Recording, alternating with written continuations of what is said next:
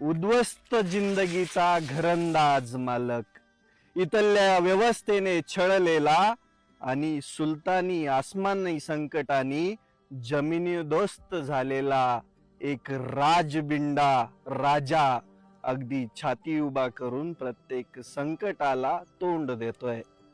पण कधीपर्यंत देणार तो तोंड?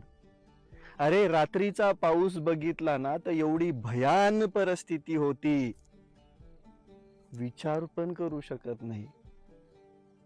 मग या नुकसानीची दाद कोणाकडे मागायची, कोणाला मागायचं, कोणाकडे दुःख सांगायचं, नेमकं कोणाला बोलायचं? इथले राज्यकर्ते राजकारण करण्यामध्ये व्यस्त आहेत, दुसऱ्या राज्यांच्या निवडणुका जिंकण्यामध्ये व्यस्त आहेत. महाराष्ट्रातला शेतकरी उद्ध्वस्त झाला, संपत चालला, काही नाही राहिलं त्याच्याकडे.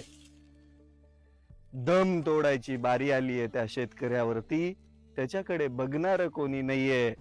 मदतीच्या नावाखाली ही भिकारचोट राजकारणी मंडळी थट्टा करतायत. मागच्या नुकसानींची अजूनपर्यंत कोणतीही मदत आलेली नाही, तोपर्यंत नवीन संकट येऊन कोसळतंय शेतकऱ्यावरती. काय काय बघायचं त्याने? कोणाला खायचं, कोणाकडे बघायचं, कोणाकडे आशेने बघून जगायचं? कोणी उरलं नाही शेतकऱ्यांना वाली. शेतकऱ्यांनो, करा रे बदल. तुमच्या विचारसरणीमध्ये बदल करा. या राजकारण्यांना मोठं करण्यापेक्षा यांच्या ढुंगणावरती रट्टे द्या आणि दाखवा तुमचं नेमकं नुकसान काय झालंय.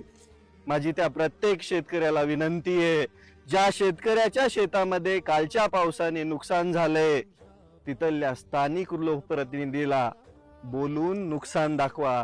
नसेल येत तर गच्ची पकडून घेऊन जाऊन नुकसान दाखवा. तरी बी येत नसेल तर शेवटी ढुंगणावरती रट्टे द्या, कारण की यांची हीच लायकी आहे. यांना त्या पदावरती आपल्यासाठी बसवलंय, ना की आपल्यावरती रुबा बांधण्यासाठी.